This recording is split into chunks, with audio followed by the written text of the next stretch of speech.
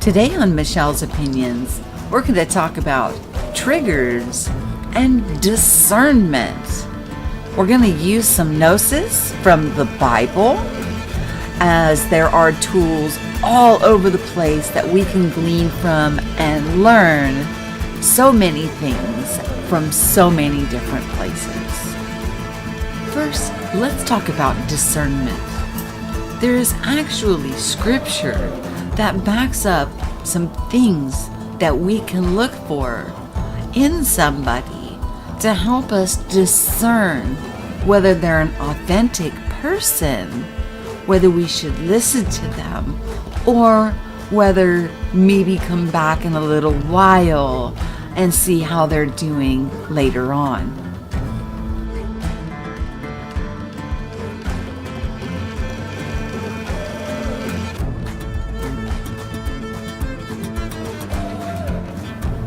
As you can see, you can find in Galatians 5:22 the fruit of the Spirit, which is love, joy, peace, long-suffering, kindness, goodness, faithfulness, gentleness, self-control. And I remember it also saying, enduring with one another. Yeah, these are some really amazing things that we can look for in the 3D realm that will tell you whether or not somebody is operating with the fruit of the Spirit.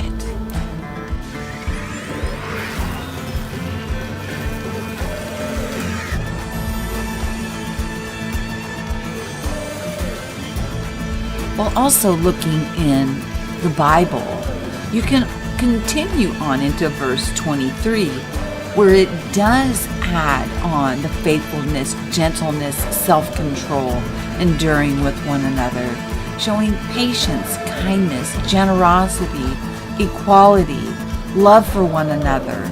These things are so important as we are on this journey together daily.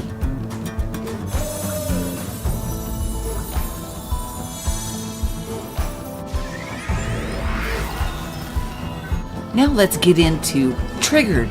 And what does trigger people? We're going to go through a very short list, as I'm going to make this a very short post, believe it or not, as we go through some of the things to look for and what could possibly be triggering people.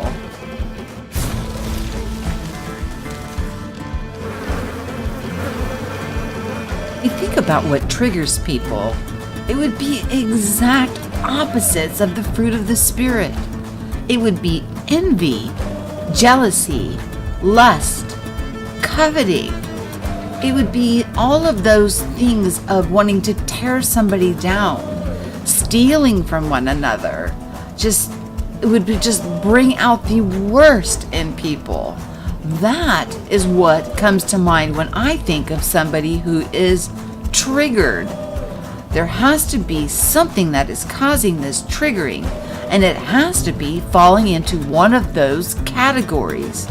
People who display the fruit of the Spirit, and I'm not trying to be preachy here. This has nothing to do with religion or religious dogma. This has to do with people and the way that they act and treat one another, and where we are all wanting to go, what kind of a place we're trying to create here for one another. With these triggering things going on, dog eat dog, and why people get triggered, these are things that we need to take into consideration.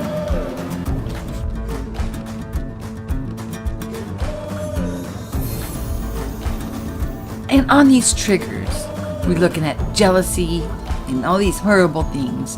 When I'm talking about stealing from one another, I'm talking about actually going into your mom's purse and stealing her money, or robbing somebody of their goods, and those kind of manners that, you just feel entitled to just take from somebody. I'm not talking about using editing software that has the music that's available with that software and playing it on your videos and silly things like that. By the way, please do note that I do put at the end of all of my videos the music that I have put with them, because if you enjoy it, use them for yours also, because you know how I feel. The more of us talking about this, the better this place can be. So anyways, when we're looking at these triggers, one of the most difficult things to have to deal with is it can be easy to spot the fruits and the triggers from people from afar. It's when people get in close to you, and then what we do is we put on what I call rose-colored glasses. We want to accept them wholeheartedly and think that they care about us. But then we find out that that was not the case at all. They were only there because they wanted something from you. It was all about them. It was not a two-way friendship. Those are the ones that hurt so and cut so deeply.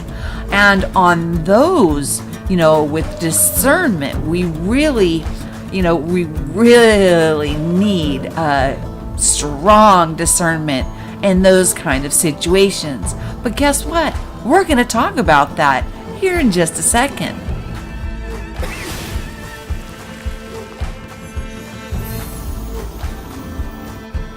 So, we've talked about discernment. We've talked about triggers. Now let's talk about those who we think are our friends that really, truly are just in it for themselves. One of the things that is coming into all of our awareness is we're able to read one another. We're still doubting ourselves, but this is an ability that is coming in stronger and faster. There will be no way that anyone will be able to hide their bad intentions anymore, because we will see right through them. Yeah, when they walk in the room, you will feel their intentions. So whether it's a close friend or someone you just met who is, becoming a good friend, the rose-colored glasses will no longer work. You will sense and feel their intentions right away. So there is hope, guys. People who are there for you, they're in service to others, will send out good vibes. The green heart, their aura of green heart is of, selfless love. We know we have to get our own house in order first. But once we do, the abundance of gifts that get poured out on us as we go through this refinement process is absolutely limitless. The only one who sets the limits on the giftings is us. As we are tested over and over again with situations on how we handle it, well, that will gauge on how much more you can handle in the gifting department. Will your gift enhance, or will it stay at the level it's at? Growth is what we are always looking for. Wisdom, growth, good vibes, high energy, good frequencies, making others feel good about themselves is so important in these times that we are living in. We're coming out from underneath the boot on our neck, being held down, to rising up to the occasion, taking our positions, and learning who and what we are. It's a beautiful time to be alive, and I just wanted to leave you guys with this hope of letting you know that whether they're friend or foe, and they're pretending to be a friend, we'll know we'll see right through them. Transparency is coming real soon and has come already for many people. So look forward to that. Do not get frustrated.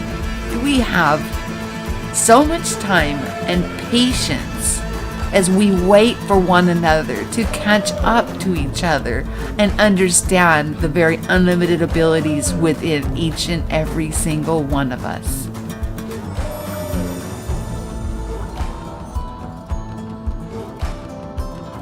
Final thoughts? So, we're going to use our discernment, and that will help us to gauge through the 3D world on who is authentic and who has not quite got it yet.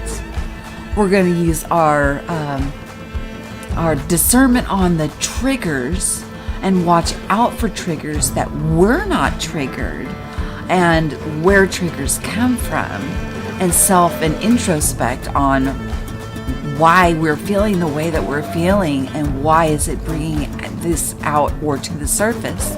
Those are things that, if we're triggered, we know we need to work on. And we're also going to be wise with choosing our friends and learn to read the energy signatures that are behind what they are saying and what they are doing. So, and I also wanted to leave you guys with this. If I am talking about a channel on my page, that means I hold them in high regard. If I am not talking about somebody, well, then that means that I, will not talk about somebody, because I just am not going to put down other people or put labels or my emotions on, I want people to make up their own mind on who they view, what they intake. This journey is narrow. It's a narrow path because you're the only one on it. I am not going to tell you who to watch and who not to watch or get involved in any of those kind of things. So, for the sake of confusion, I wanted to make sure that you understand that if I'm mentioning people by name on my channel, then they're in very good standings in my heart, and I'm continuously praying and meditating for anybody that I mention and talk about with authentic love. That's what this world needs. A little more truth, a little more authenticity. You guys have yourself a wonderful day. I love you. I tried to keep this one short. Hopefully it's short enough. Have yourself a wonderful day. Like, share, and subscribe. Peace. I'll talk to you soon.